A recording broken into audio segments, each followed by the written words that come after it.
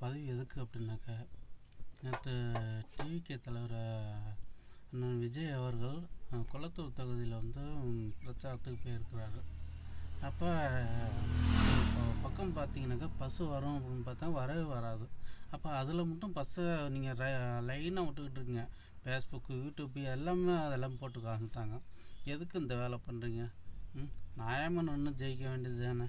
எங்கள் தமிழ்நாட்டை வந்து உங்களுக்கு தான் எதிர்க்கிறதா ஐயா? வருகின்ற சட்டமன்ற தேர்தல் வந்து மக்கள் எல்லாருமே விழிப்புணர்வாக இருக்காங்க. என்ன, நீங்கள் யாரையும் ஏமாற்ற முடியாது. மக்கள் வந்து எல்லாமே அதாவது நீங்கள் வந்து குறுக்கோளில் ஜெயிக்கலான்னு பார்க்குறீங்க, அது முடியவே முடியாது. தர்மத்தின் வாழ்வினை சூதிக்கவும், ஆனால் இறுதியில் வந்து பார்த்திங்கன்னா தர்மமே வெல்லும். அது வந்து